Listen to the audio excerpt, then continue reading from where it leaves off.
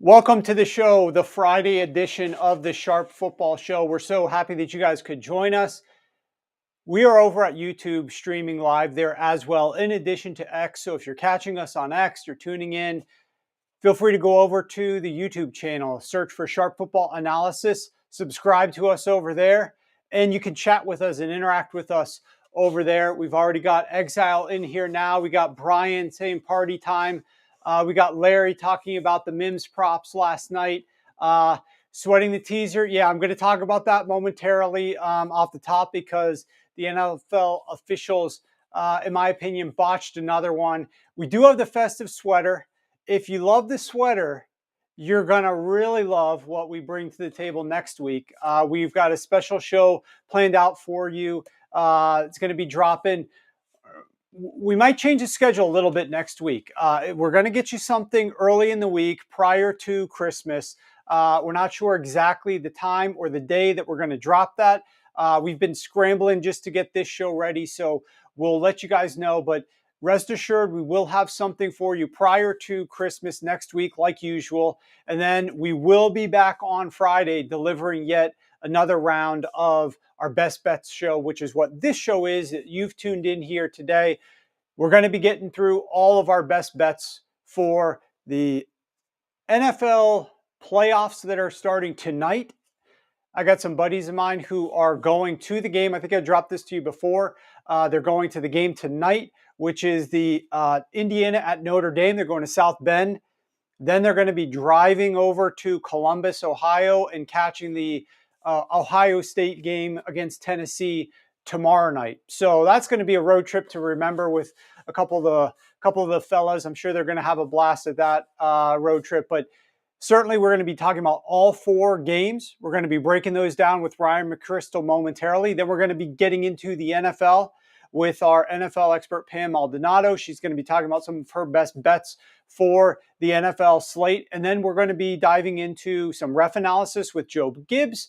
And then we're going to be getting to my longest props for you guys, which we went 2-0 last Friday.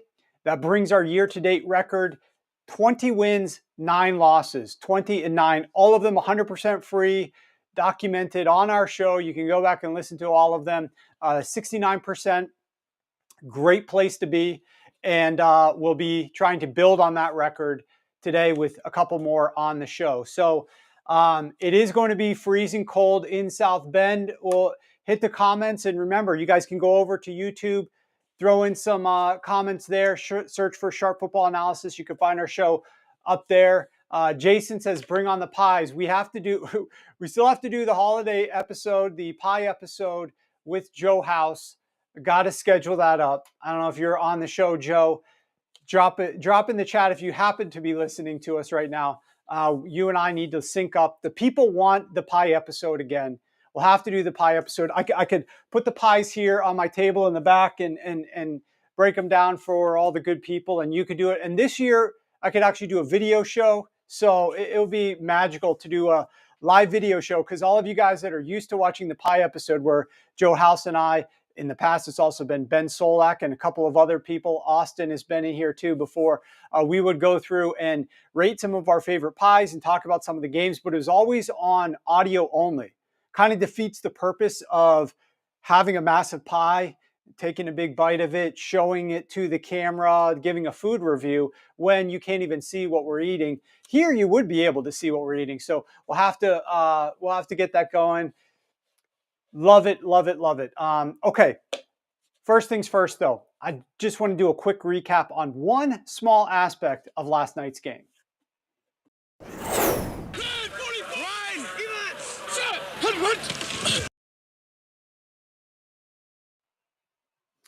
All right, last night's game, we obviously saw the action on what was, in my opinion, a fun game to watch, more entertaining than what I was expecting when the Denver Broncos took on the LA Chargers. And Denver obviously jumped out to a lead. It was a back and forth type game, very entertaining. Denver built a nice lead at halftime. And then we saw the Chargers and Justin Herbert come roaring back. Now, for those of you guys that are subs, you obviously know that we, before the game, gave out Mims, props on Mims, and we crushed DeMarvin Mims props. We laddered him up to 50 plus. Could have taken him to 60 plus. He ended up with, I want to say, like 62 or 65 yards. So that was a lot of fun, like a bankroll builder to head into the holiday season here. So, and I think we're going to keep building on that momentum because I love the props that we're going to be lining up here for the later on in the show. And there's so many longest props that I like this week that I only picked the best two, but there's like a 1B, 1C, 1D that are going to be going out to clients later on today as well. But I do want to talk about this one aspect of the game. So if you guys were watching the game and watching it closely, we've got this non-pass interference that was not called. And you could show the video here of what I'm referring to. Now, we're just going to play this on a loop, and I'm going to talk through this non-pass interference call. The receiver is running down the right sideline. So if you could bring me back onto the camera as well, so that you could see kind of what I'm describing here. All right, you want to go like 50-50 for the time being, and then we'll go back to it. There we go. All right, perfect. So the receiver's running down the right sideline. So the quarterback, if I'm the receiver and I'm turning back to the football, the quarterback is over here to my right. The sideline is along my left. I am jumping up in the air to catch the ball with both hands, which is coming from this direction. And the defensive back is pulling down my left elbow. As you can see, the ball goes right past his shoulder. It might even hit his shoulder. I'm looking at here. It almost looks like it deflects off of his left tricep, which is exactly where the ball would be if my hands were together and the ball's coming from this way. If I can only catch it with one hand because somebody's pulling this one down, it's going to go right here and right past my arm, right? And this is obviously pass interference. There's no two ways about it. The defensive player, A, is not playing the ball. He is looking not at the quarterback to try to defend the pass. He's staring directly at the receiver, face guarding him. Secondly, he's making contact. But most of all, that contact is pulling down the elbow to remove the receiver's hands from being able to catch the ball to where he's only got one hand up there and he cannot catch it. And it's obviously a catchable football. This is not in the realm of, was the football not catchable? This is why I zoomed in right here. This is as catchable as a catchable ball could be unless it hit the guy right in the face. It literally hits him in the arm as it goes by. It's grazing his arm where it would have been if he's got both hands up. This is buffoonery by the NFL. But that's not even my biggest qualm with this talking point. I have an even bigger issue at hand with this. And I'm not sure if, I don't mean this personally, for the guys in the chat, ladies in the chat, if you are one of the people that had this belief, I'm sorry, but you're wrong, but I don't mean it personally, okay? But I did see a bunch of people, including some former players, that commented on my tweet and posting this where I said, how is this not pass interference? Only one penalty for 3 yards was called on the Chargers tonight.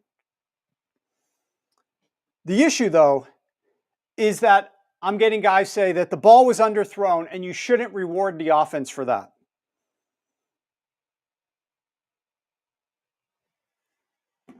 This is from former players. You shouldn't reward the offense for this. And other people were saying something similar. Bo Nix should have thrown it earlier. He was wide open. Don't reward something like this. And my question to you is, penalties are not supposed to be rewards. You either have a penalty for something that's illegal by the rules, or you've done nothing illegal and there should be no penalty. I am sick and tired of people trying to say that there should be this massive subjective nature with penalties. Maybe people think that way who don't bet on games. Maybe the people who believe that they don't bet a lot of money on games. For the people that bet on games, and especially the people that bet a lot of money on games, what we want to see happen is the referees call the games consistently, equally for everybody. We don't want any outside involvement from the referee steering a game one way or another, not calling something that should be called, calling stuff that should not be called, unless we know ahead of time through being tipped off or through maybe what our ref analyst was suggesting, where we can gain an edge pre-flop on the way that a ref might call a game.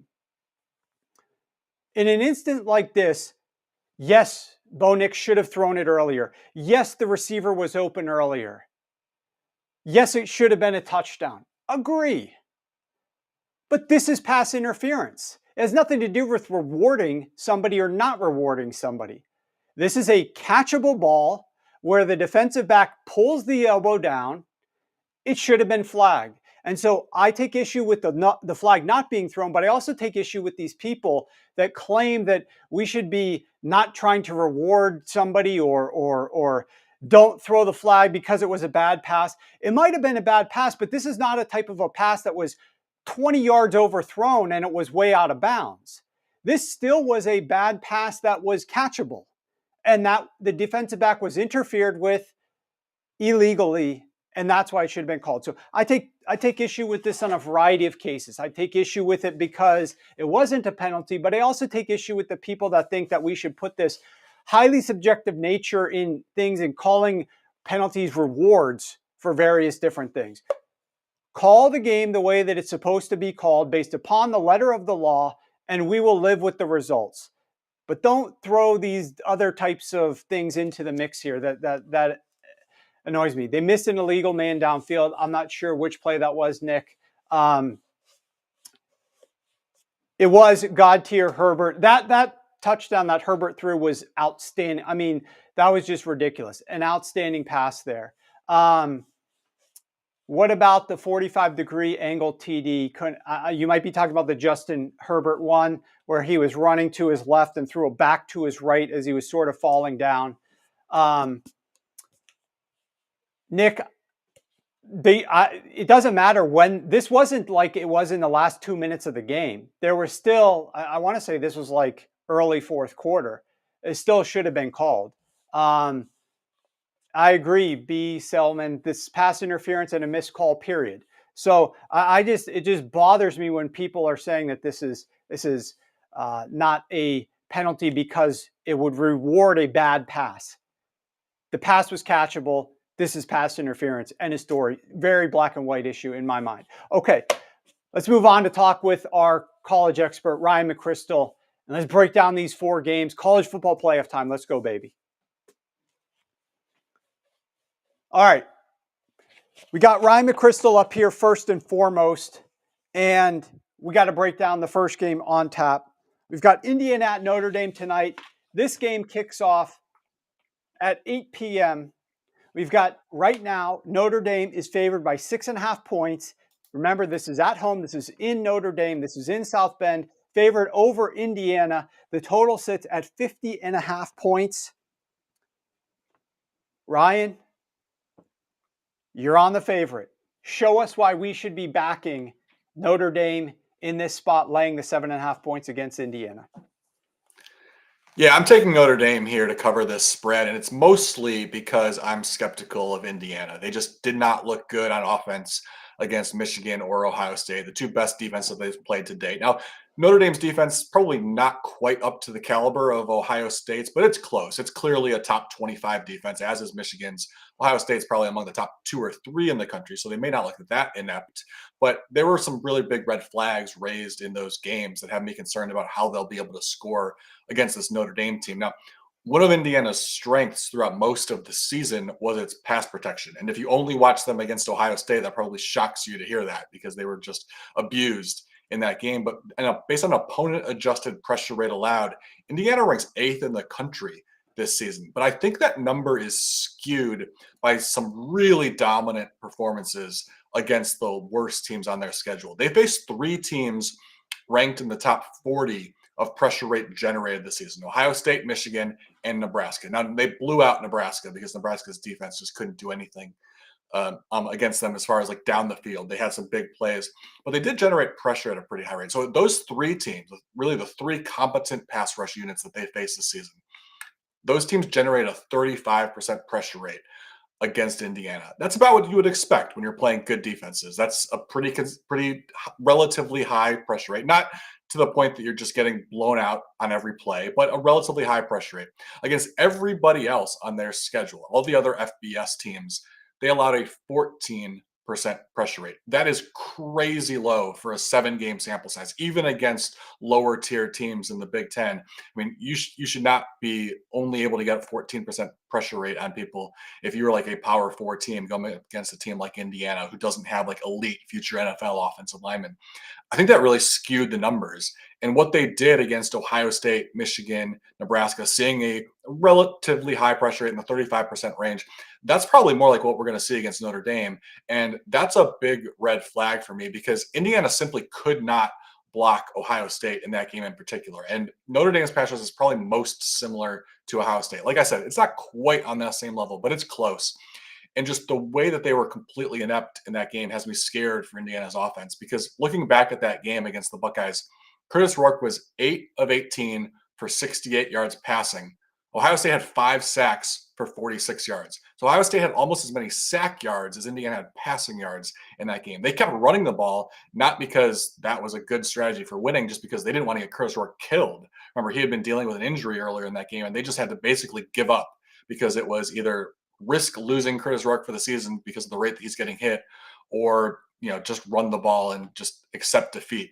And that's basically what happened. So, I will throw out one positive note. One thing that maybe Indiana's defense can do to keep this game somewhat close is that they have defended mobile quarterbacks relatively well. That's obviously a big part of Notre Dame's offense. Riley Leonard is a good running quarterback. Excluding stats, he averages almost 100 yards per game on the ground.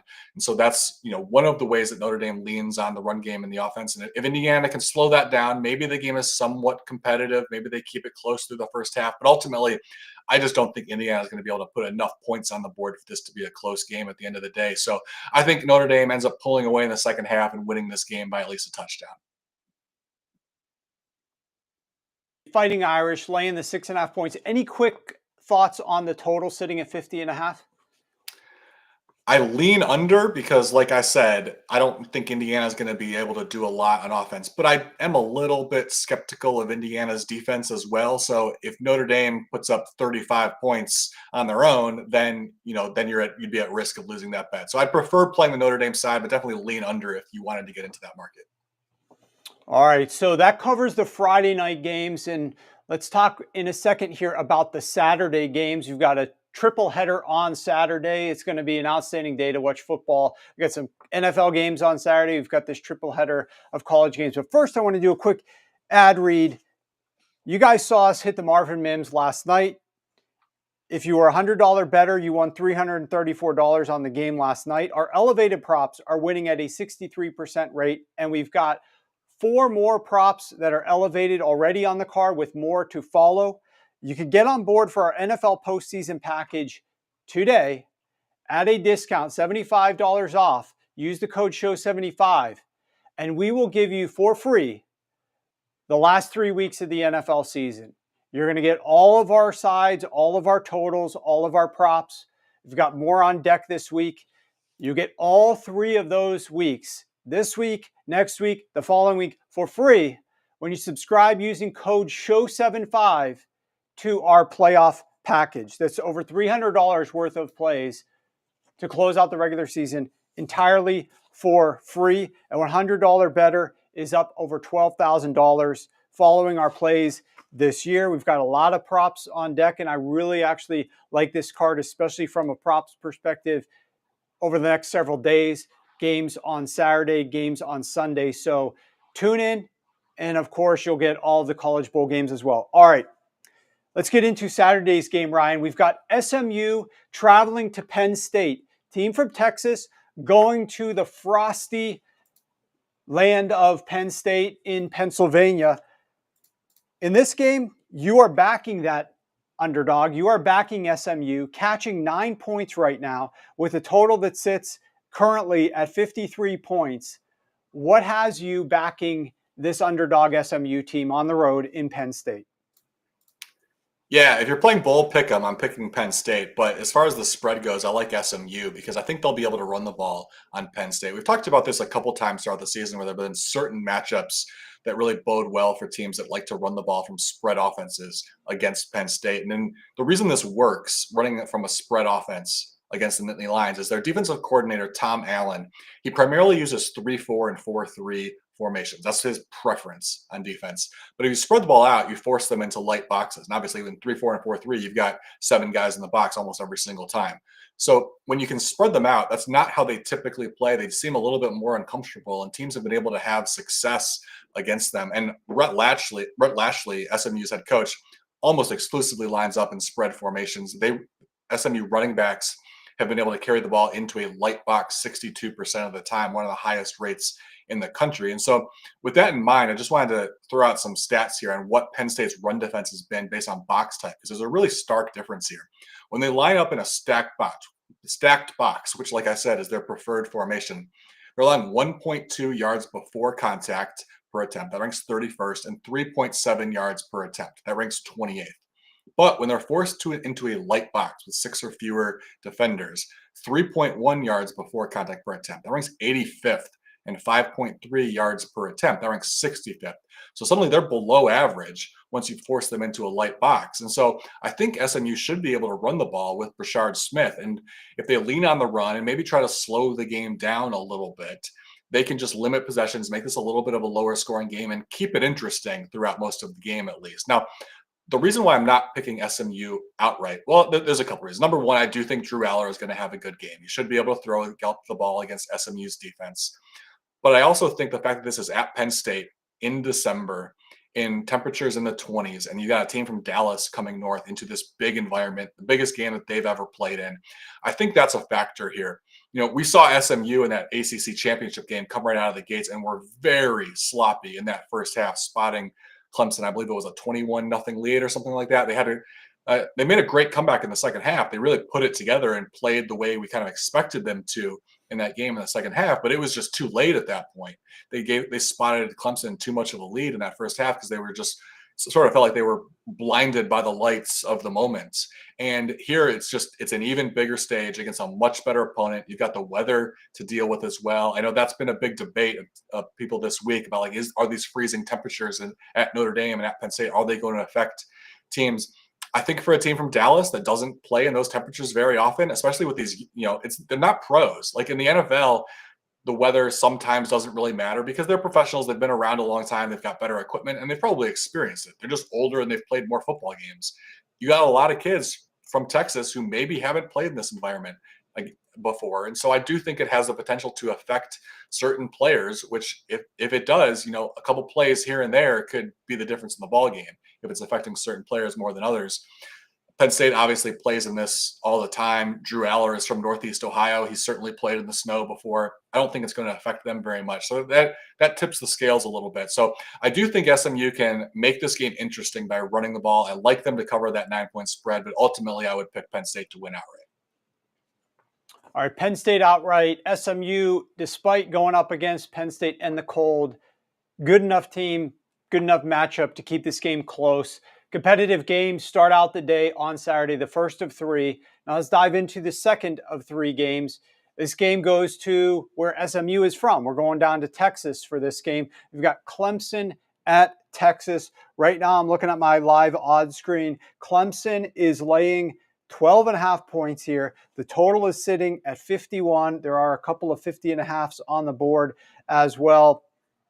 You're looking at backing the under for the Clemson team total here. They got that total lined at 20.5 points. Why don't you show us, Ryan, on the Sharp Football Show, why you like Clemson's team total under 20.5 points?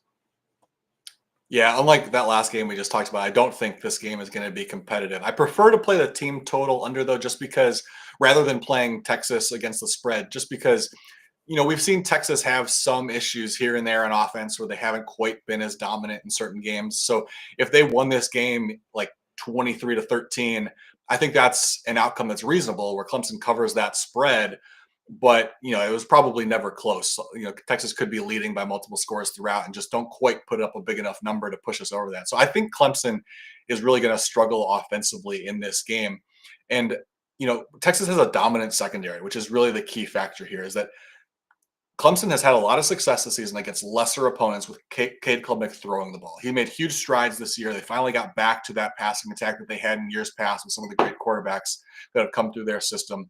And Klubnik has really torn up some of the lesser competition, but he hasn't faced a lot of elite defenses. He's really only faced two. Georgia and South Carolina are really the two best defenses, the only two other SEC teams that he's played this year, in fact. And now Texas is probably at an even higher level, arguably the best defense in the country. And so I think Klubnik is just going to really struggle to throw the ball in this matchup because of Texas's dominant secondary. When Texas fails to generate pressure, which is usually when you can have success throwing the balls, when you protect the quarterback. When Texas does not get pressure, they're still only allowing 5.9 yards per attempt. That's the third lowest rate in the country. It also doesn't matter how you attack Texas. If you try to sit back in the pocket and attack downfield, or if you try to just do the quick strike passing game on underneath routes, neither one of those has worked against Clemson's. Against traditional dropbacks where you're sitting in the pocket and trying to throw downfield more often, Texas gives up 5.2 yards per attempt. That ranks second in the country. A non-traditional dropback, so it's more like what you would think of in an air raid type offense where you're just getting rid of the ball really fast and trying to play up-tempo.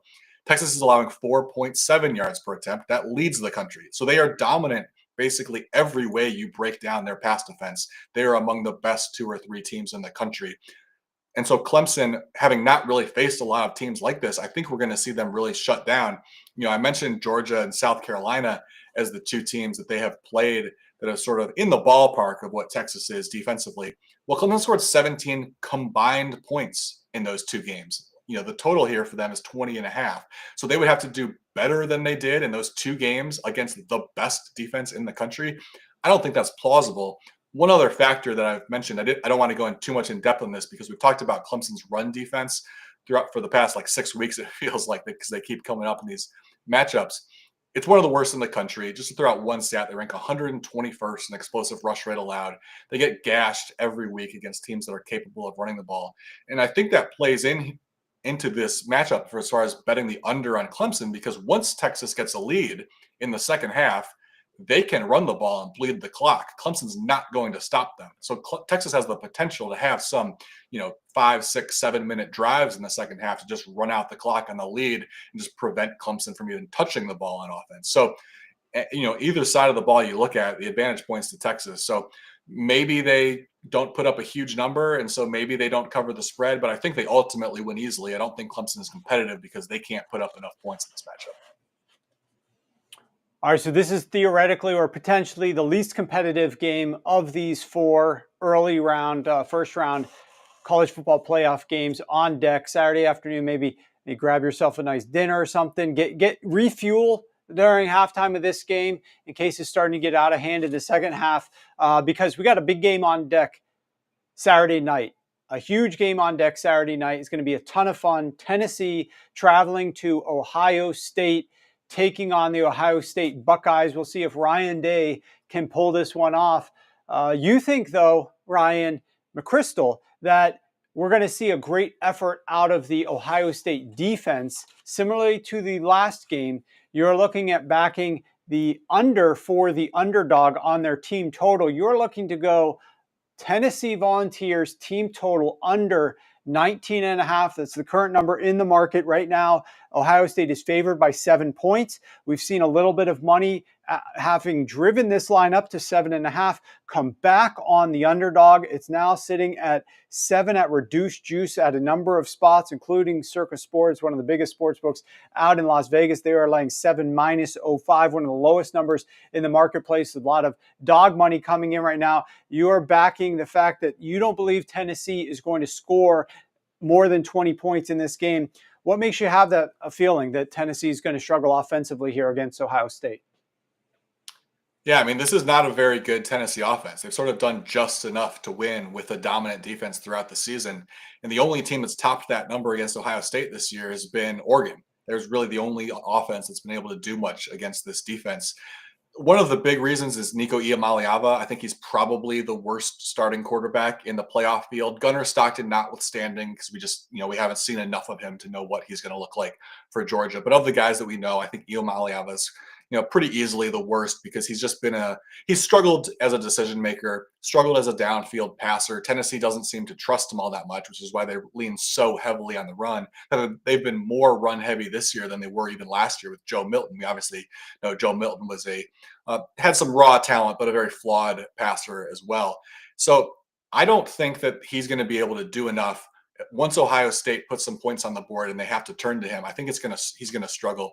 This is the best defense that he's faced by far. Ohio State, they rank second in opponent adjusted pressure rate. He's going to face a ton of pressure, and that's a problem because not only does Ohio State generate pressure, but they convert those pressures into sacks. They rank 13th in the country in sack conversion rate, turning 26% of those pressures into sacks. Now, Ohio State fans were very frustrated by their performance against Oregon because they did not get a sack. They were frustrated by the fact that those pressures were not turning into sacks.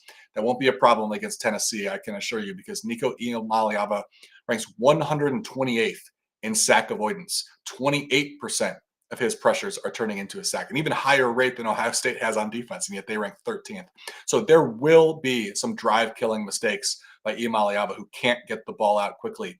And that's a huge flaw in Tennessee's passing attack because this offense is entirely built around getting the ball out quickly. This is that old Baylor offense that like RG3 made famous when he put up huge numbers. You drop back, you throw to your first read, you get the ball out quickly. It's a simplistic offense where you have to make quick decisions.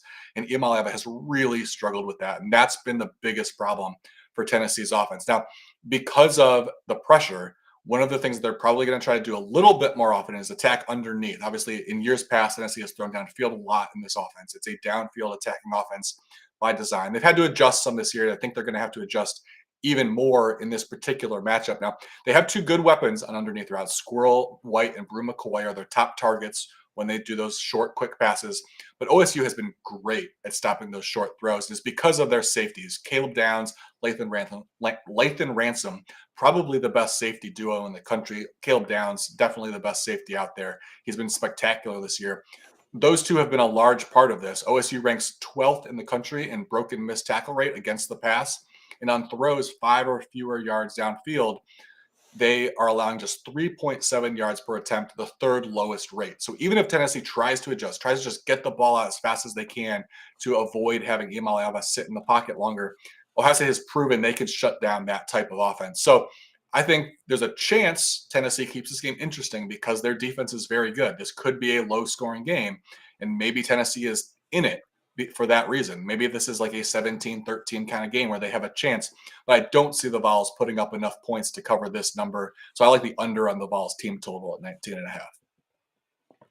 All right, that's going to conclude an outstanding first weekend of the college football playoffs. We got 4 games. Ryan's going the favorite tonight, Notre Dame -6.5. The underdog in the first game tomorrow, SMU +9. And we've got 2 team total unders where he's betting the under and the Clemson team total and the under and the Tennessee team total to conclude Saturday's action. As always, if you guys want more detailed information from Ryan about these games, head over to Sharp Football Analysis. All of those write-ups that our producer was showing up during the show, you can find those over at Sharp Football Analysis to get a better handle on all of these 4 opening games, which Ryan has gone through in immense detail for both sides of the ball and analyzed them and has come up with a best bet for each of them. And of course, make sure that you're following Ryan on X as well.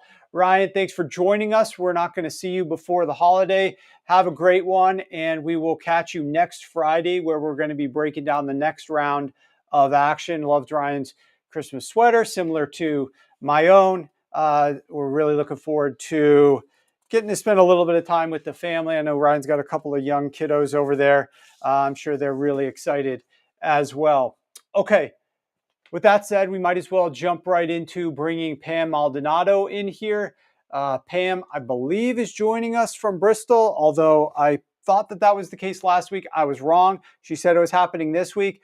Unless you made a quick trip home, Pam, you're going to be joining us from Bristol momentarily, and I'm looking forward to getting your take on some of these games, and it's going to start with the first game on Saturday, where you are going to be talking to us a little bit about the Houston Texans taking on the Kansas City Chiefs. That line currently is Kansas City minus 3.5, and the total is sitting at 42. Now, this line opened as high as Houston -2, got bet up to Houston -3 before then all of a sudden it was realized, hey, guess what? We might be able to actually see Patrick Mahomes out here. And then all of a sudden the Kansas City money came in, bought it down from 2 down to 1, pick them. Then Kansas City laying the points, and they're up to as high as 3.5. You're choosing to fade this late line movement. You're looking to back the Houston Texans as the underdog here and bet the under in the game, which is relatively correlated, of course, and pretty smart way to look at both of those if you're thinking along the same lines that you are. Tell us why you're thinking along those lines and why you think Houston and the under are the right plays for this game. First of all, my bad on missing the team memo about ugly Christmas sweaters. I have one at home and I should have brought it. Missed opportunity there. Yes, I am also in Bristol, Connecticut, and it is snowing. And I left Texas in 80-degree weather. Over under how many times I'm going to fall. It's bound to happen.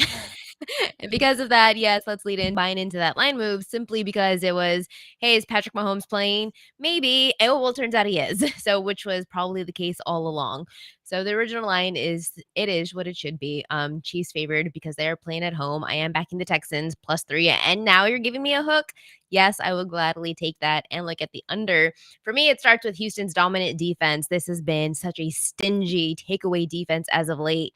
They are in peak form entering this matchup because over the last 5 games, they've tallied 11 interceptions, 16 sacks in 5 games. That is just massive number. They're 4th in the NFL in sack rate, and it's because they have such a powerful beast of a duo with Will Anderson, Danielle Hunter. These two guys are just so relentless. They're creating chaos for opposing quarterbacks. And Patrick Mahomes is not opposed. He is not invisible against a pass rush.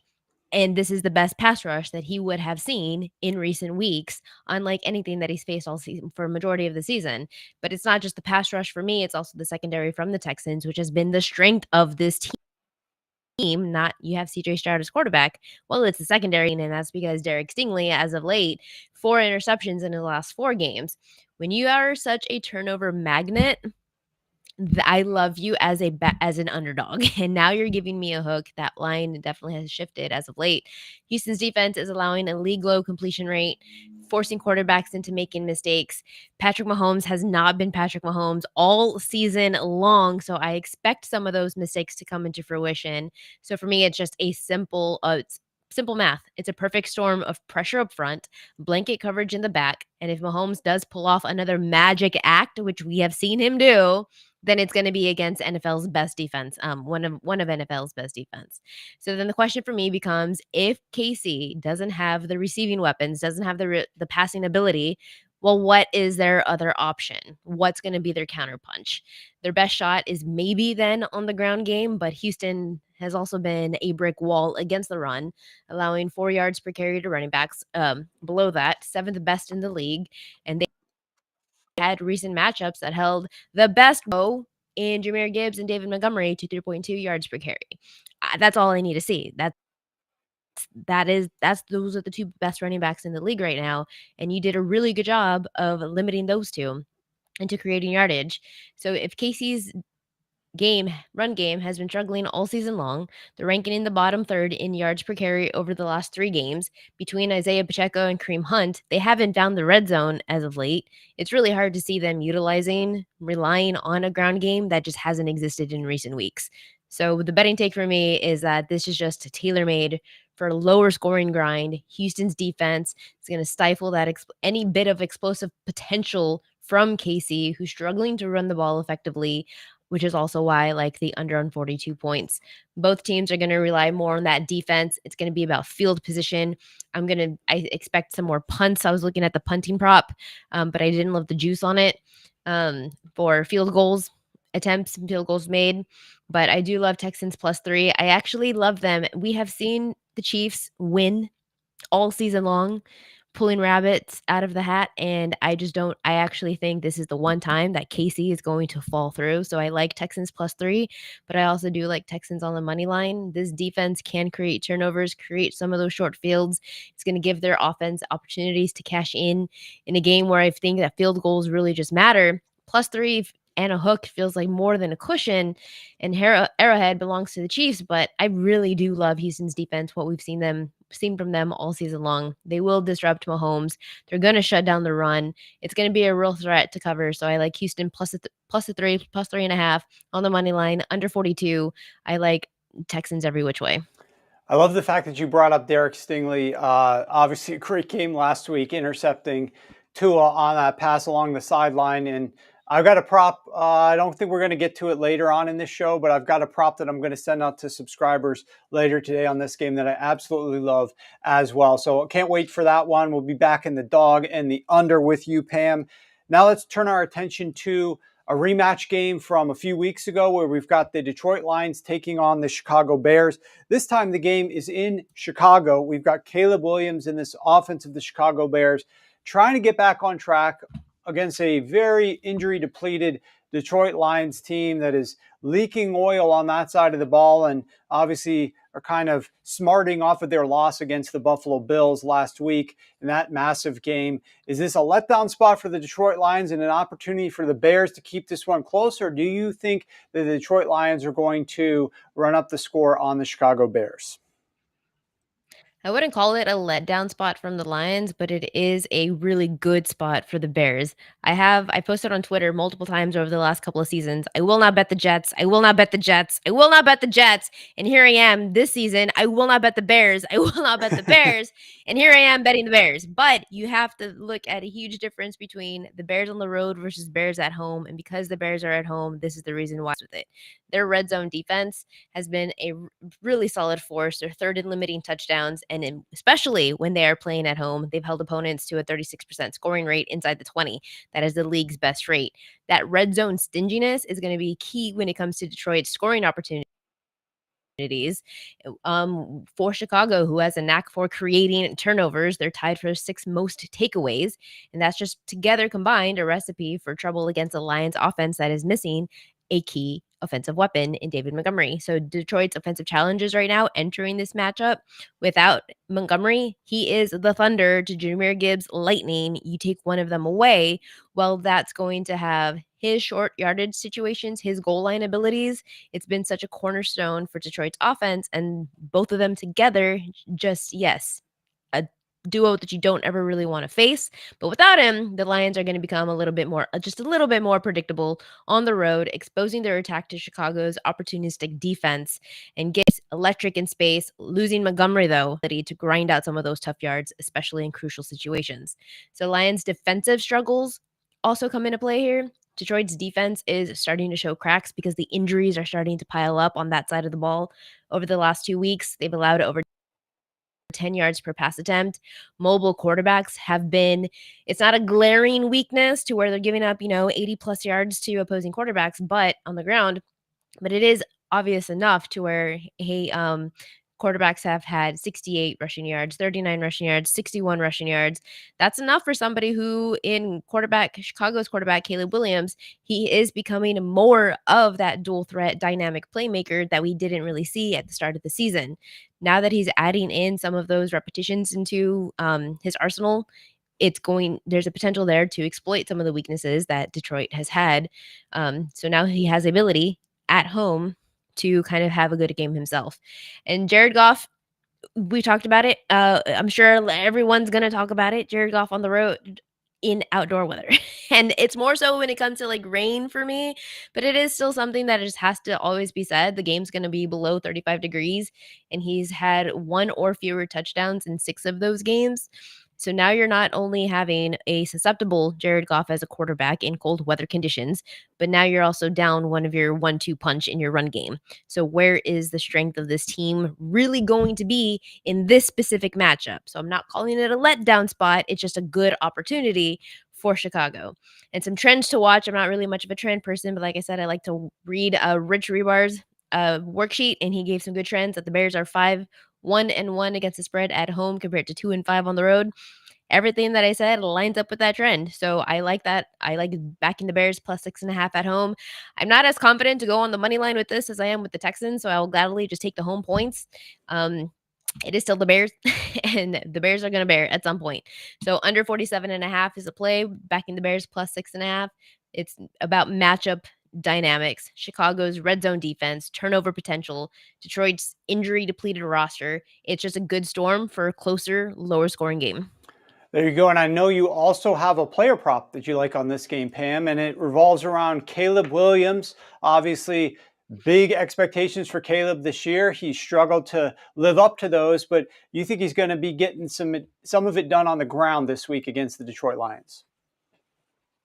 It's been a few weeks since I have done a player prop ladder, which we're doing well throughout the season, but I'm going to go with Caleb Williams, total rushing yards to have at least 25, and that's at minus money. And then to add on his ladder, just one ladder at 30 or more at plus money, plus 130.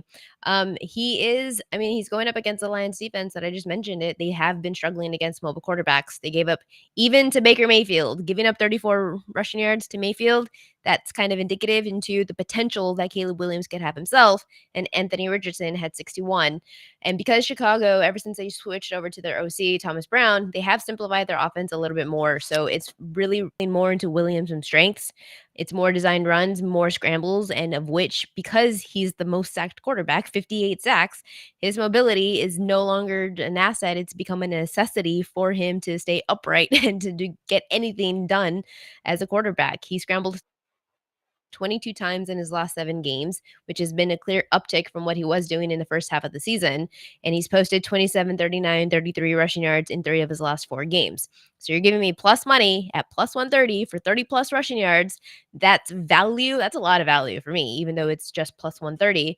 But you have Detroit's defense, which is showing vulnerabilities as of late, especially against mobile quarterbacks. Williams has the tools to capitalize. So backing him at 25 yards to have rushing and then 30 yards to have rushing, it just feels smart. Well, there you go. That's what we're looking for, is some smart bets from you, Pam, and you've been delivering all season long. I'm on that Caleb Williams rushing prop as well. So Pam likes the dog and likes the under in the matchup between the Chicago Bears and the Detroit Lions. Quick question before we let you go, Pam.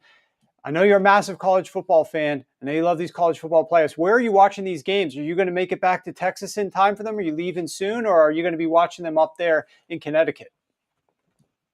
I will be here in Connecticut. I will be on ESPN Bet again tonight at 6 p.m. Eastern, and then tomorrow morning at 12 p.m. Tomorrow at 12 p.m. Eastern. So I will be watching the college football games from here. I don't know where I will be because, like I said, it's snowing, and I've never experienced snow. So hello, if I'm here in the comfort of my hotel room, I'll be happy with that. But I'm very much excited this playoff. If you're not excited for the playoffs, what are you doing? Because this has been the most thrilling football season in recent years that I can remember. This is your first snowfall? This is your first experience with snow? Well, we had the blizzard in Austin in 2019, and it was a massive blizzard. We were locked in for 10 days, but we didn't leave our house. We couldn't go anywhere. We didn't do anything. I have to actually go outside to go to go to the ESPN offices.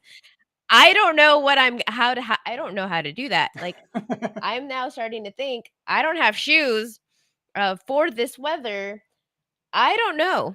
All right, my advice would be get a couple of those plastic bags that they give you when they give you the ice machine, and stick those around your shoes, so that they keep them dry, and stick them on the outside and just kind of walk straight up and down. Don't take big steps. Walk slowly straight up and down to the office. You'll look crazy, but at least you'll have warm feet when you get to the office and they thaw. So good luck with that. And 100%. I never would have thought of that. So thank you. There you go. Well, give it a shot. Report back. Let me know if it works out for you. But thanks so much for joining us. Have fun up there. Enjoy the games tonight. Enjoy your appearance tomorrow on ESPN Bet and the games tomorrow afternoon. I agree. Playoffs are outstanding. Cannot wait for the playoff games both tonight and tomorrow in the NCAA. And the NFL playoffs are going to be coming here soon as well. That was Pam Maldonado. There's her Twitter handle. You can follow her on X. And of course, she writes up articles on all of these games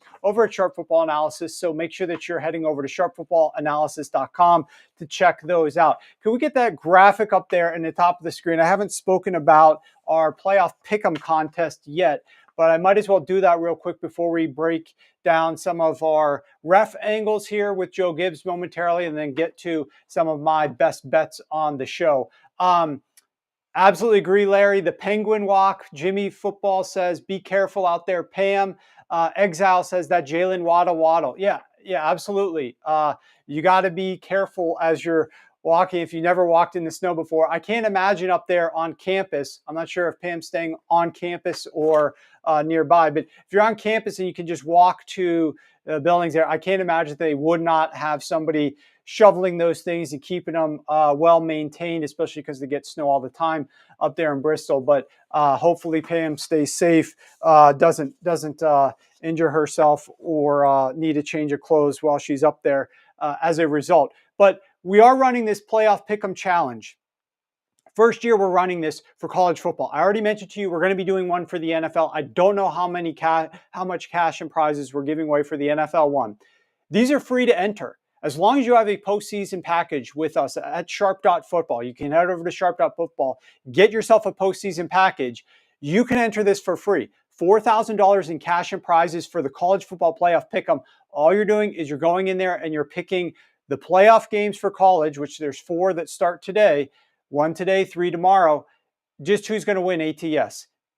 That's it. Boom, boom, boom, boom. You pick your 4 for this week, then you repick again next week when there's 4 more games, etc. You get all the way to the championships, and the winner, we're going to reward, like, I think the top 5 people or so, maybe it's 10, with cash and prizes. So make sure that you're heading over to sharp.football and signing up for a postseason package to take advantage of that. We're going to be doing the same exact thing for the NFL pick'em. I forget the guy's name, but he was on the chat on Tuesday's show, and he said that he won the pick'em for the NFL last year, and he's going to win it again, basically throwing down the gauntlet to the rest of you guys that might be interested.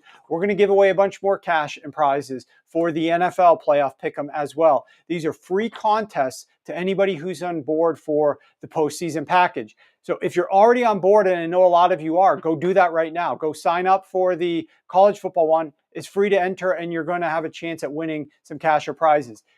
If you're not yet on board, you need to get on board by utilizing the code SHOW75. What SHOW75 is going to do is going to get you $75 off the playoff package. But also, if you do that today, you're going to get all of week 16, all of week 17, all of week 18 thrown in for free. All of our best bets for this week and the last couple of weeks of the NFL season are going to be completely for free. All of our props, all of our sides, all of our totals.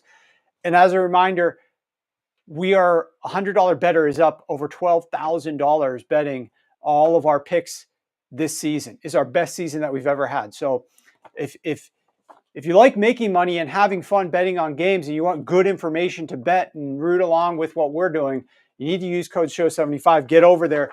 Get in there soon so that you can win the $4,000 cash prizes for the Pick'em Challenge and what we're going to roll out for the NFL contest as well. Free for all subscribers. Okay, let's talk to Joe Gibbs, who is our ref analyst. And we've got a couple of games to go over with Joe Gibbs. And the first one is the same game that Pam was discussing. It's the next one on the docket of the NFL calendar. And that is Saturday afternoon, the Houston Texans traveling to Kansas City to take on Kansas City Chiefs. Patrick Mahomes with his semi-injured ankle. We're not quite sure the extent of it, Joe, because he's practiced in full every single day this week.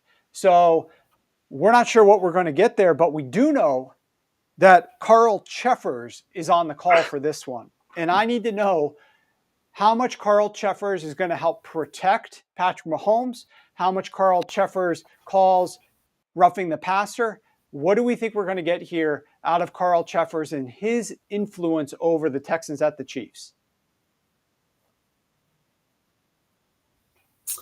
Okay, so before we get started on that, the Chiefs and the Shepherds, it's there's not a lot of love lost between the Chiefs Kingdom and Carl Cheffers. There's a lot of bad blood there. We've got to use the obligatory Taylor Swift reference whenever we do a Chiefs game.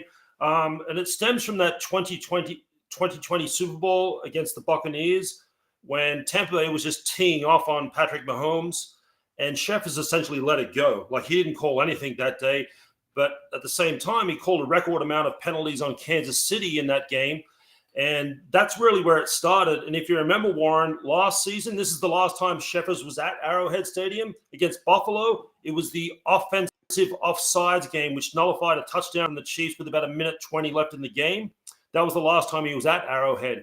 So there's a lot of bad blood between these guys. As far as the game itself, Sheffers is a good home field referee. Home teams are winning 61% of their games with him. The big thing here, as far as roughing the passer, it's not a point of emphasis for this crew. So don't expect too many, friendly calls for the Chiefs. The big thing, though, is the offensive line. Everyone knows Kansas City's offensive line is a disaster, but so is the Texans. So these teams really mirror each other in that regard. A disproportionate amount of their penalties overall as a team come from the offensive line.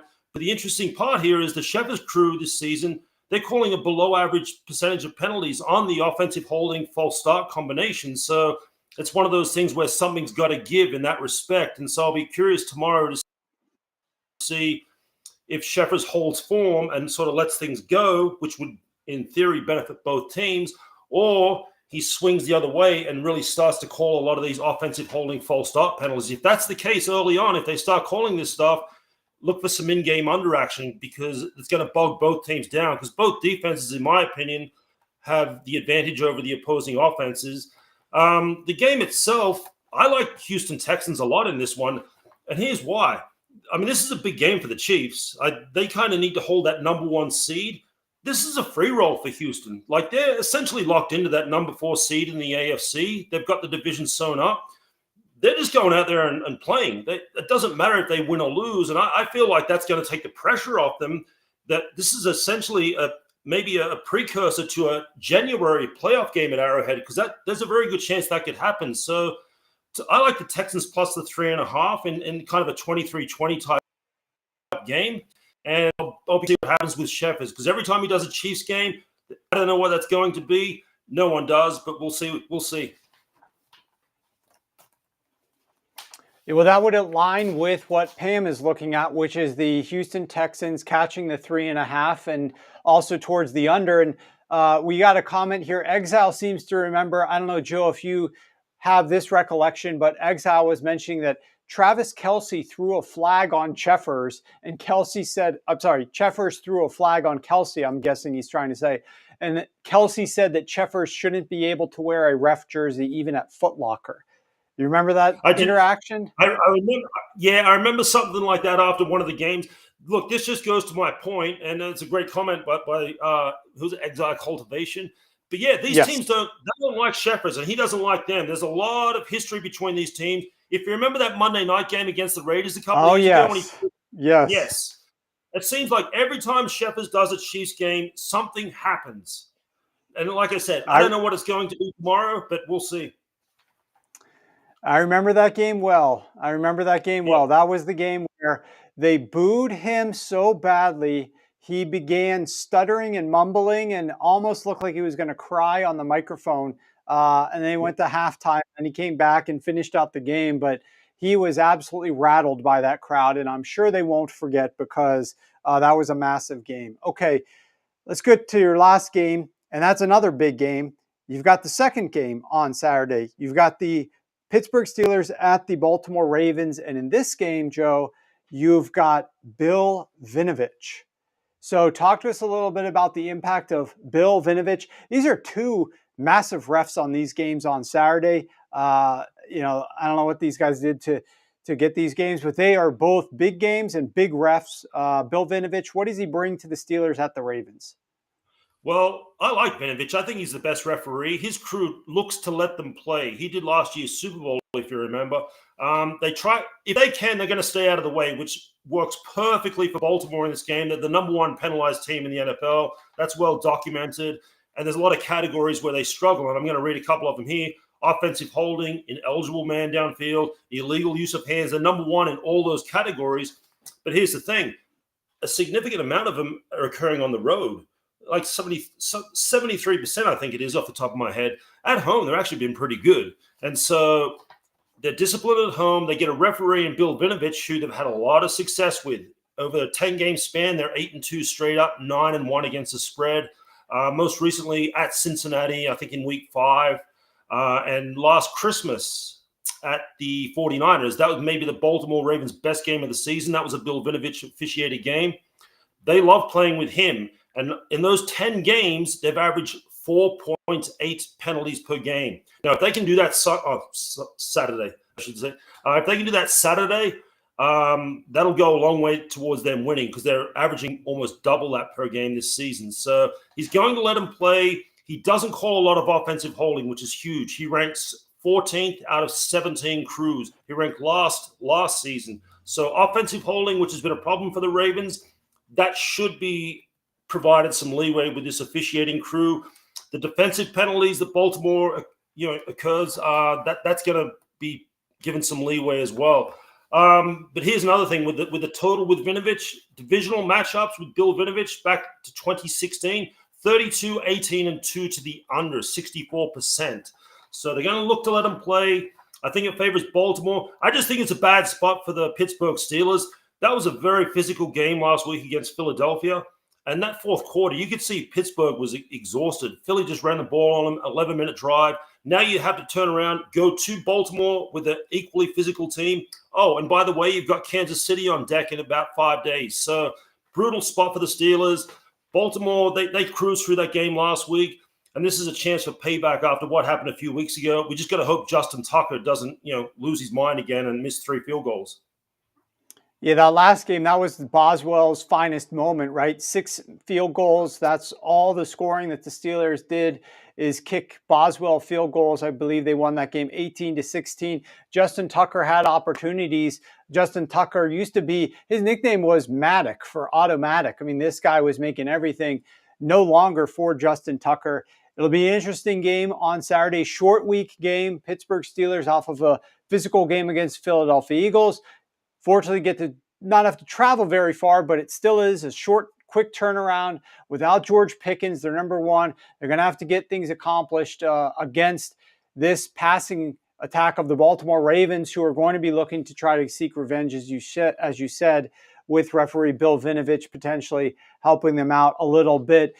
Guys, keep in mind, you can follow Joe Gibbs on X and also get all of his great analysis written up every single week over at sharpfootballanalysis.com. There's Joe's handle on X. Give him a follow. We appreciate Joe stopping by as usual. All right, that brings us to my potential shining moment here. We'll see. We've got a 20-9 record on the season. We got 2 for you here. In the past, I think the past couple of weeks maybe, I've given you one, and I've told you to go to YouTube to check the comments. And then I've given you the second one. I think we got both of them ready for you here this time. Before I get into that, I just want to mention one more time, get on board for our postseason packaging. You'll get all of my plays for free. I had more difficulty coming up with the picks for this next segment than I've had in weeks because there's so many of these longest ones that I like right now. And this afternoon, probably within the next 3 hours, I'll be sharing at least 2 more that barely missed the cut. And in fact, one of them I'm probably going to be sharing is going to be a higher unit size than one of the ones that I'm giving now. But I just want to get ahead of this number on one of these that I'm going to give now because I foresee it moving potentially, and I like it. The other one has a little bit of a closer margin, in my opinion, but I like it as well. So I've got 4 of them. I had to narrow it down, and then there's a couple of other props that we're going to be getting to this afternoon. So I think it's going to be a great. The week started great yesterday with the Marvin Mims ladders, etc. We won 2 bets plus a bunch of ladders. I anticipate it going all the way through till Sunday. So I'm really excited about this week's card of the NFL. This is a great weekend for football, college, pro, Saturday games, college football playoff Sunday games as well. Okay, with that said, let's dig into this. We got a comment here. Peter, he likes the sweater. Dorian Thompson-Robinson longest rush. So that could be a look, guys. Dorian Thompson-Robinson. Peter likes that one. I encourage you guys, if you like any props, feel free to throw them into the YouTube comments. Fill it up. Start tracking your record. See what you can do in the YouTube comments. I'm happy to look at those, shout you guys out if you're having some success. So each week, maybe you can go into the YouTube comments, post a comment. What's one of your favorite bets? What's one of your favorite props? Then try to keep a running tally of how well you're doing. And we'll try to give you guys a little bit of notoriety on here. I love doing that. Appreciate all you guys that are following. And remember, if you're watching us on X, go over to YouTube to subscribe to the show, Sharp Football Analysis. We started it up this year. Got a good, loyal fan base to date, and we're looking to grow that as quickly as possible. So go give us a follow over there, subscribe to the show, give us a thumbs up as well. All right. I've got to get these two out to subscribers so that then I can share them with you. The way that we're going to do this so that we can get the best lines possible for you guys and for the subscribers is I will give you the reasoning and the logic for why I like these after I give you the bets themselves. So first I will give you the first bet, then I will give you the second bet, then I will go backtrack and give you the logic and the analysis for why I like these. Okay, you will see a ding on my phone. This is when the subs will be getting these. I just pressed send on my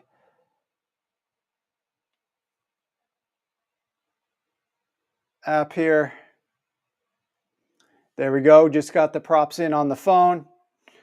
So we text all of our props out to subscribers, and we also email them, and they also appear on the website. So we've built a pretty complex delivery system, play delivery system for people, so that everybody gets the text messages, and then everybody gets the emails, and then they appear on the dashboard. Some of these things have detailed write-ups as well. So there's a lot for you. If you want to become a subscriber, it's the best time of the year to do it with the 3 free weeks and then the playoffs at a big discount, plus these 2 contests as well. So let's go to the first one. I want to go to the Detroit Lions, Chicago Bears game. Do it at MGM. Do it at ESPN Bet. Do it at Hard Rock. Those 3 books have the best number. Secondarily, do it at Caesars or do it at Pinnacle. Go to the Detroit Lions, Chicago Bears game. And you're going to be looking at receiving props. Don't do it at FanDuel. Don't do it at DraftKings. I'll just say that. You'll get a slightly worse number. Do it at those other books I recommended. If you don't have those, go do it at FanDuel or DraftKings. But go to receiving props. Go to longest reception. We're going to go Jahmyr Gibbs, longest reception, over 13.5, minus 110. It's at ESPN. It's at Hard Rock. It's at MGM. It's at minus 110 at all those spots. It's over 13.5, minus 113 at Caesars, minus 111 at Pinnacle, minus 115 at Bet365. Get that in.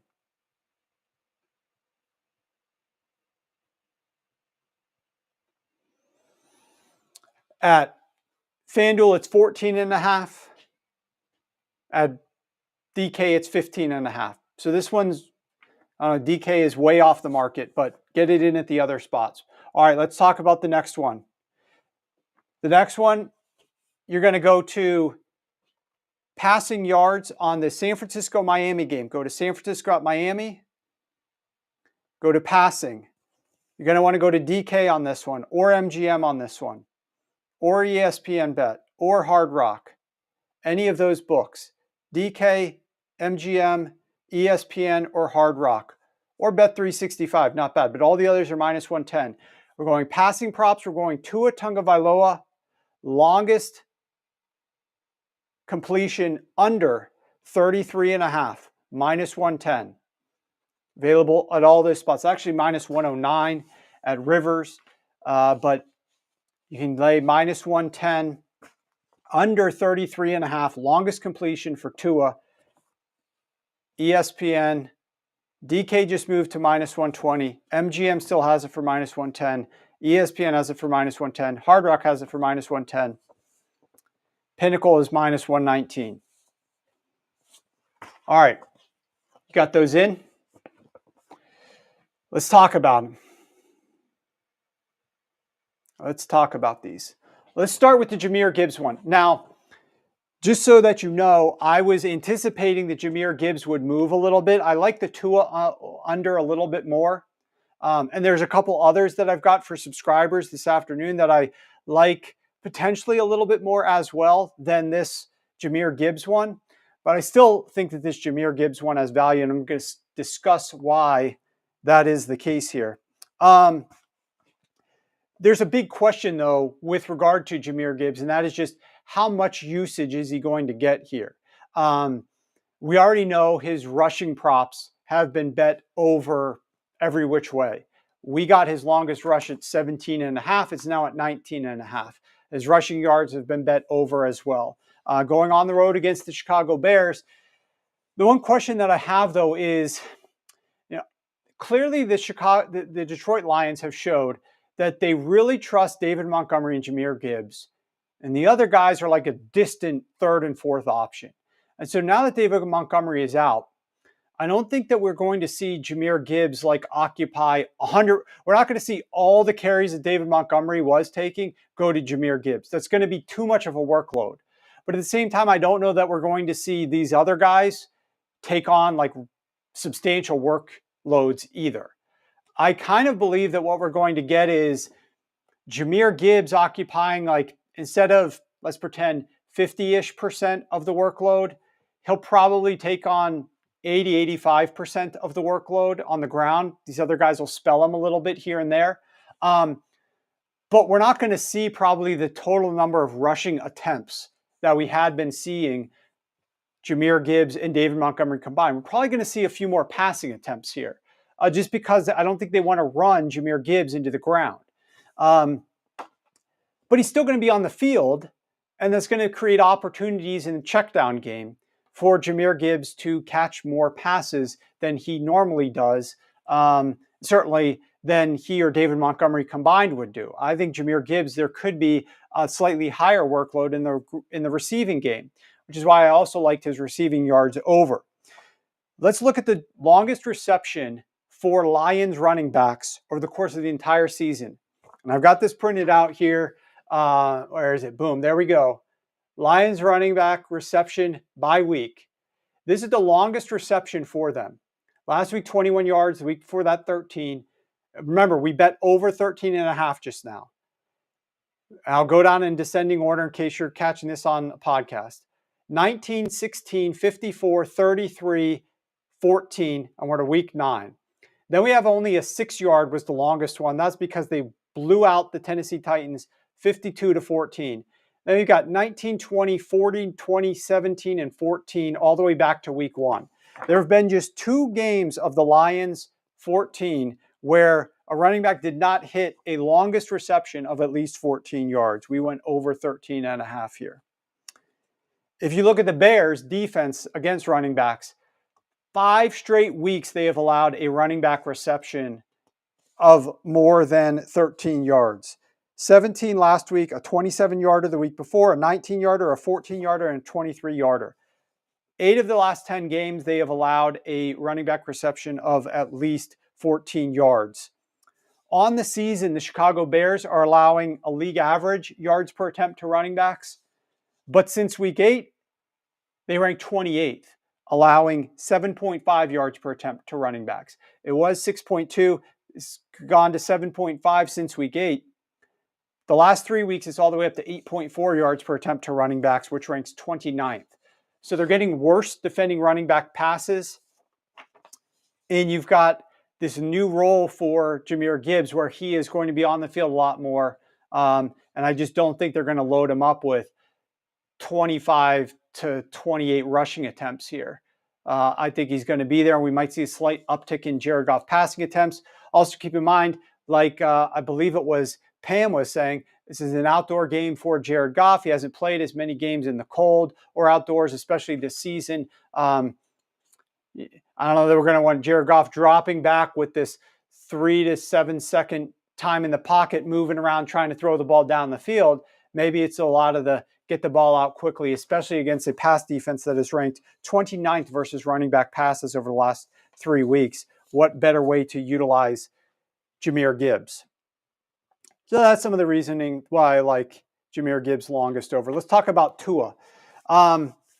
This isn't a high number for Tua over the last several weeks. This is a little bit lower.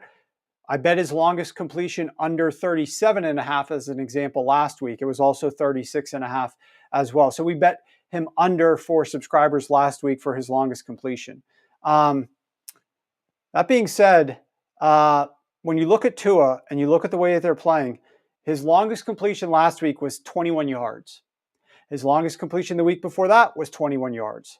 His longest completion the week before that was 30 yards. And his longest completion the week before that was 29 yards. When we think the Miami Dolphins, a lot of people think the 2022 and 2023, especially Miami Dolphins. Tyreek, downfield, big plays, explosiveness. That's not the Miami Dolphins anymore.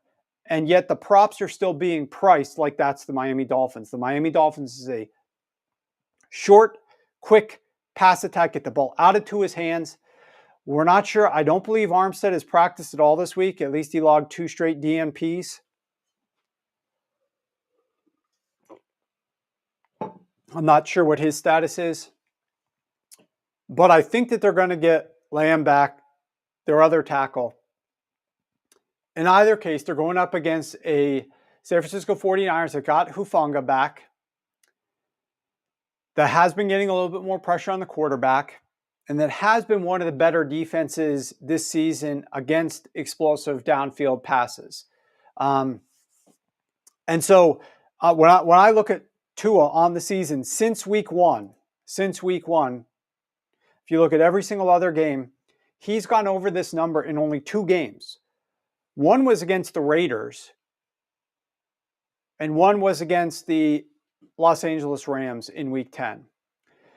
So you don't have Waddle for this game. You might be going a little bit more heavier personnel here. I think it's easier to identify your target there on Tyreek and slow him down. The risk for something like this on any one of the Tua bets is catches and runs, right? The yards after the catch. Not necessarily from Tyreek, but you do have A-Chain who's great at catch and run. You also have a really good tight end in Jonnu Smith who's difficult to bring down as well. So there's ways that this can lose just because you're not having a deep downfield pass, but this has gone under 4 straight games. I know it's scary to play unders, especially this type of a bet where you could be winning the entire game. The Dolphins are trailing 24-20, and they need a touchdown late in the fourth quarter, and they get an explosive, right? And then you can lose. You're playing it great all the way through. But that's the thrill of these bets. That's one of the reasons why I like making these bets. It's a 60-minute bet, right? You've got 60 minutes. Now, the reverse is true on the over. We won the Mims laddered stuff, and I contemplated taking his longest over as well. Just decided on the total. But I mean, that one won in the first half. So maybe it was even in the first quarter. It's late first quarter or early second quarter. In either case, that's what makes prop betting a lot of fun. But as you can tell, all these win or lose put a lot of reasoning behind them and analysis. We've got a great record year to date. This prop opened at, I want to say 34.5. I wouldn't be surprised if you get a better number later because somebody else likes the over, or you see some sort of upgrades with the tackles and somebody thinks that this is going to go over this number. But I like the under. So there's 2. I've got several more, like I said, that I like almost just as much as these. I'm going to be playing them for the same amount as I'm sharing these with you that I sent to my subscribers over at sharpfootballanalysis.com. Okay, Brian says, is it questionable for Armstead. Let's see. Do we know which other two props you like that you sent out? Because you sent out a number of them. So no, Peter, the ones that I'm talking about that almost made this cut, I have yet to send out. Those longest props that I have not that I said I'm debating, I have not sent out. I'm trying to look. I don't think I've sent out any other longest besides the Gibbs very early. I didn't send any other longest. I've been holding all the longest stuff until now. So I just sent out 2, and I've got at least 2 more that are going to be coming this afternoon, with a couple of other props as well. Let's see here. Okay. Not a prop. Jason asks, not a prop, but thoughts on Lions -1.5 first quarter. Dan Campbell knows they have to outscore teams to win now. Have not put enough analysis into that one, and I'm not looking to lay the Detroit Lions. So inherently, I'm not really a fan of that, but I don't dislike it. And if you like the Lions, it could be a way to look. I know the Bears consistently defer their kickoffs. So that's where like a first quarter bet, there's variance there, and you need to get that kickoff. It's pretty useful to get that opening kickoff. And so I know the Lions have taken it one time.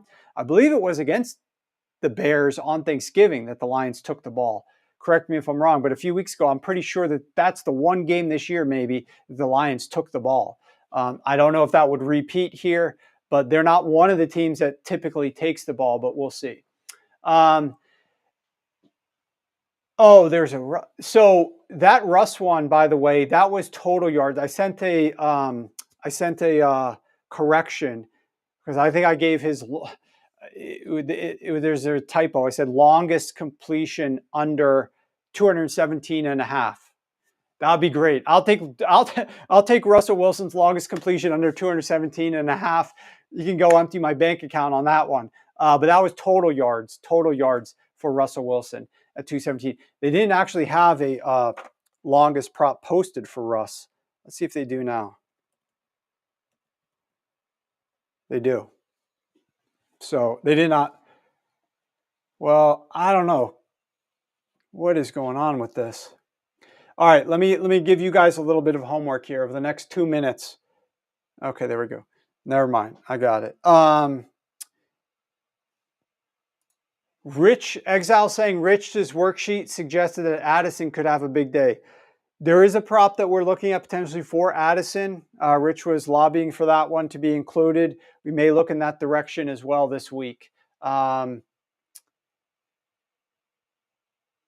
We forgot. I don't know if Jimmy Meal is on here. I've been missing your ref intro video the last couple of times. We're gonna have to get that up there next week. Jimmy recorded a great ref video for us.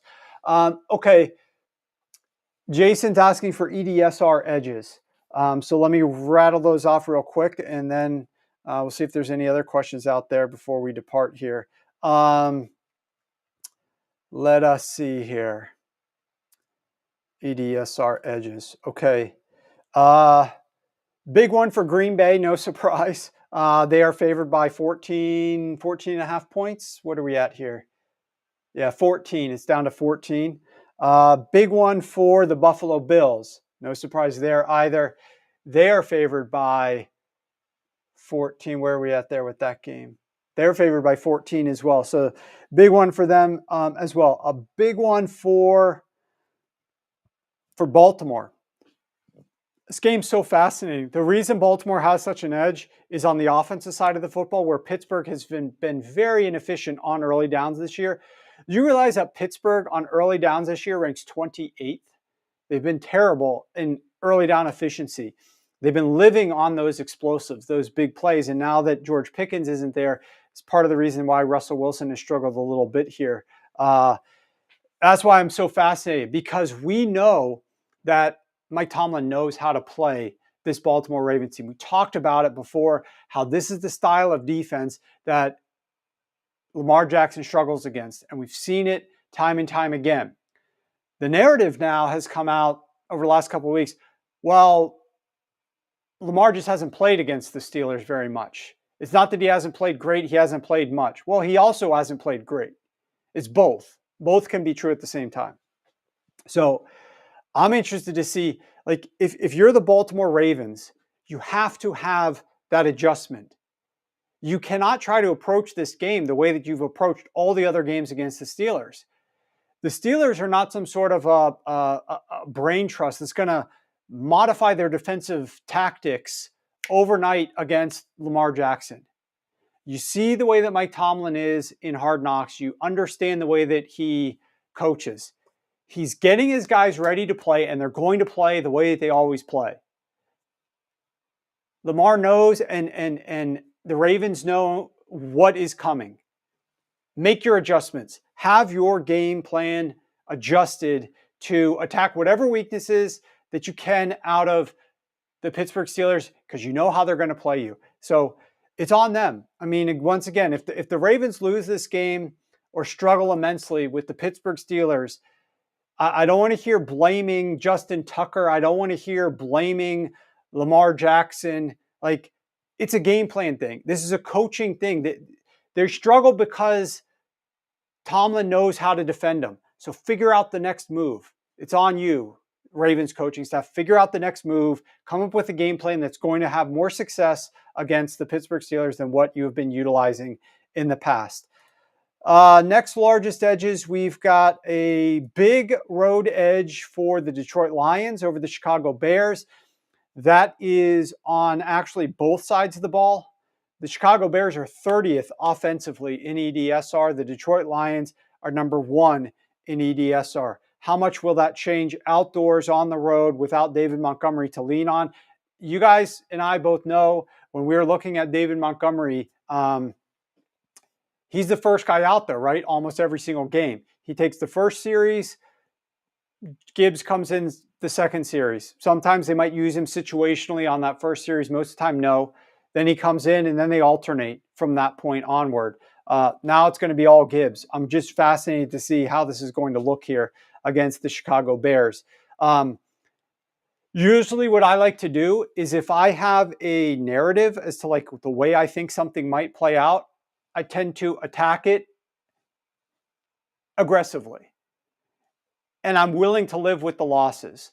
So, for example, if Jahmyr Gibbs struggles in this game, or Jahmyr Gibbs gets injured in this game, I'm going to lose a fair amount because I'm pretty invested in Jahmyr Gibbs. And I tried to do that early to beat numbers, to get a better line value, to not be laying the last and final numbers here on Jahmyr Gibbs, which is one of the reasons I gave you his over 13.5, which it was at like 6 different books, when it's probably going to close higher than this, and it's 15.5 at DK right now. So we'll see how that goes. Another big mismatch,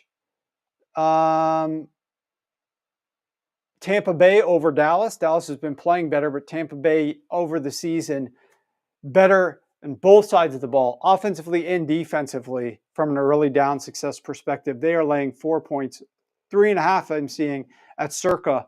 They are the lone 3.5 on the board that I'm seeing Sunday Night Football. So money is coming in on the Dallas Cowboys at one of the sharpest sports books out there. Okay, so Peter's reiterating he likes DTR longest rush over 11.5. So give you guys something to research. I will look at it as well.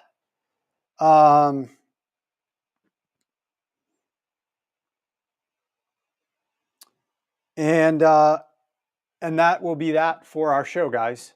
I will see you next week before Christmas, to be determined on the exact date and time. Usually it's Tuesday at noon. We're contemplating doing a slightly modified show and doing it a little bit earlier. I'll keep you guys posted on that. I'll be working with my producer. With that said, thank you guys for tuning in, for subscribing over on YouTube. Make sure you give us a thumbs up, show us your appreciation. Delivered tons of best bets for you. 20-9 on these longest props. Hopefully we go to 22-9. We shall see. And enjoy the games. A lot of games to be played this weekend. It's going to be a ton of fun. Good luck on all your bets. Stay safe, have fun, and we'll see you guys next week.